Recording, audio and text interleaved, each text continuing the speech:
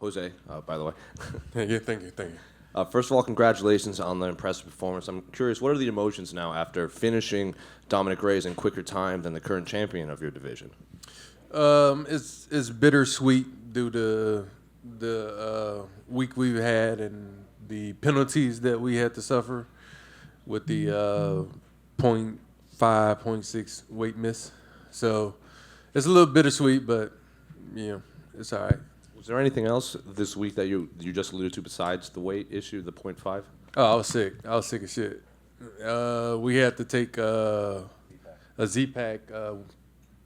Sunday. Yeah, Sunday, I think.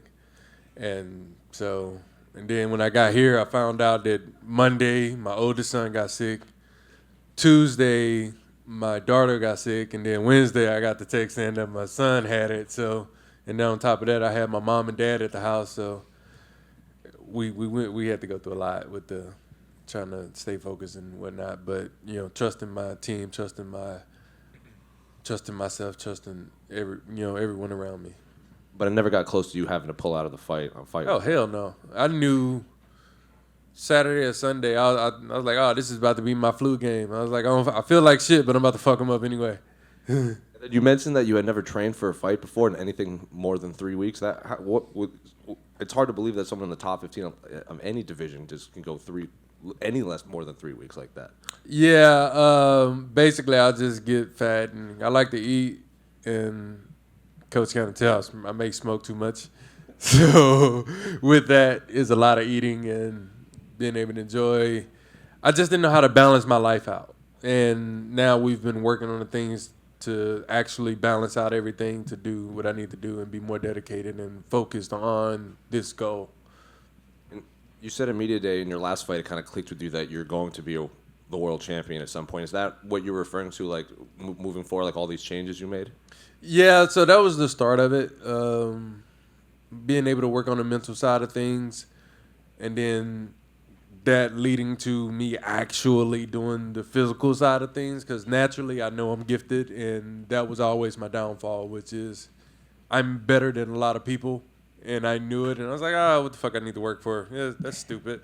So now we've actually been putting in work, And finally, for me, you've said in the past, like when asked about like game plan stuff, you let your coaches worry about that, and you just do what they tell you to do, and it works out. So this combination that put Dom away, that 1-2, is that what you had been planning for? No, that wasn't a 1-2. That was a 3-2, and it was the 3 that put him down. Coach was kind of screaming at me. He kind of cut through the noise at one point because I think I started to bang. I was like, I just need to touch him real quick so I can, And I felt myself rushing, and then Coach was kind of yelling at me, and I was like, all right, Coach, I'm good. I'm back. Let me slow down. So that's what I had to do. And then last one for me, what was the .5 issue? Like, you just get in. Man, you have a lot of last ones. That's last. It popped into my head. Okay. Is it the .5 thing that you're talking about? You don't get that extra time like most cities and states? Yeah, which is unfortunate. We could have made it. I was actually still sweating. We just ran out of time due to trying to cut weight and deal with mucus, and it was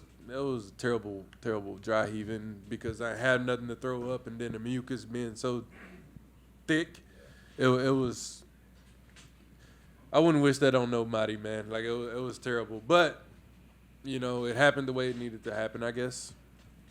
So we'll see what happens next. Like, we understand why we missed, and I know I put the work in. So my focus never shifted. I even told them then. I was like, all right, well, at least now I just got to slow down. So I know I'm not going to get the bonus, so whatever.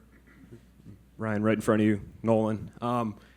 You talk about turning the corner here and kind of figuring everything out, and also that you kind of came to that realization that you're going to be a champion one day. I guess, how far away do you feel like you are from that? Kind of what's the roadmap to get there from here? What's your last name, man? King?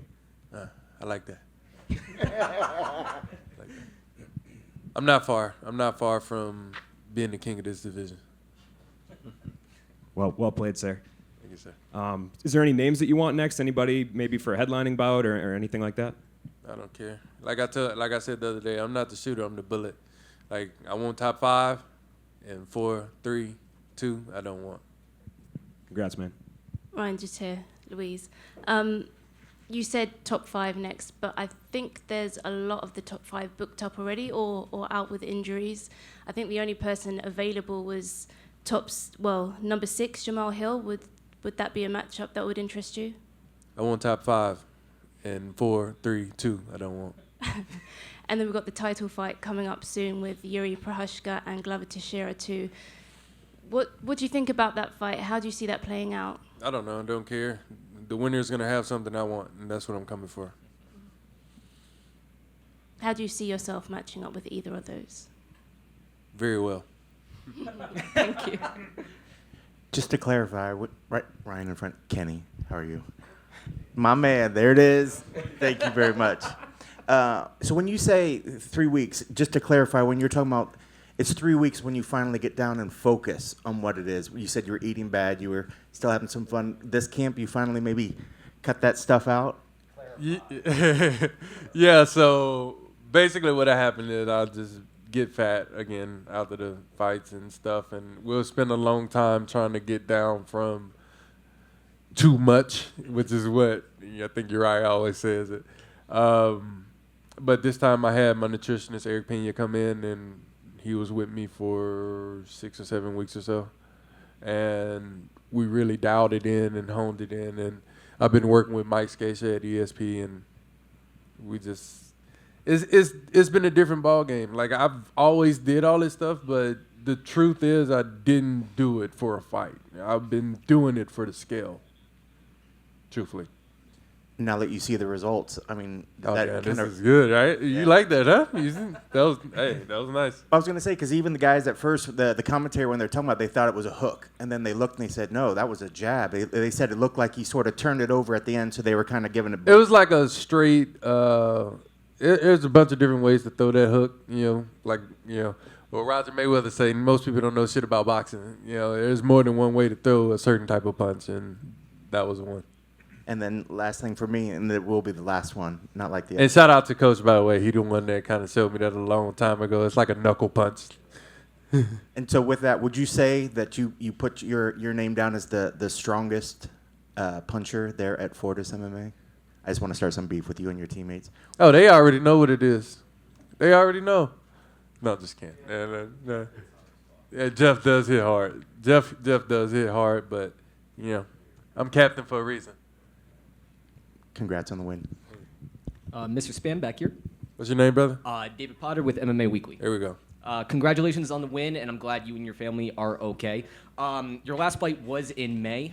Do you want to get right back in there, or do you want to just rest up, take it easy for a bit? I mean, this was a convincing win over a former title contender. Do you want to just get right back in there and continue on your momentum, or what's your game plan?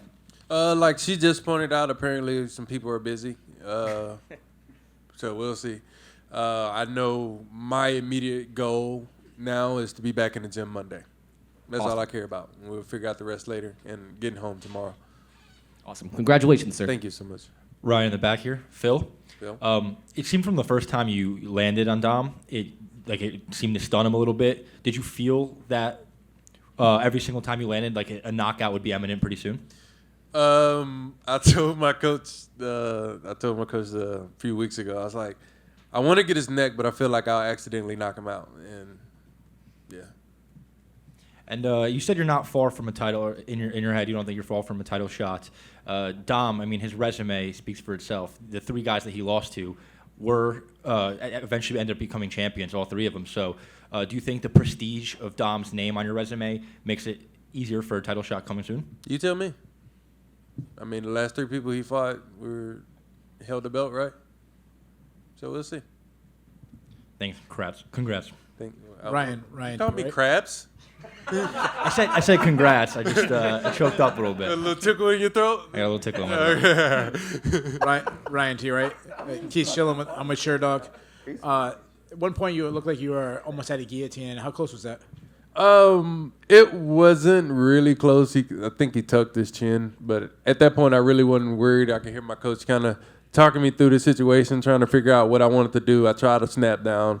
Snap down didn't work, and kind of, I couldn't get his neck. So, I'm pretty sure he was well prepared for that. So we had to go to Plan B. Yeah, and I'm looking at the rankings. You said you want top 5, but not 2, 3, and 4. So that leaves 1, Glover Teixeira, or 5, Anthony Smith. Is that the 2 guys you're basically saying without saying their names? Can you count? I don't know.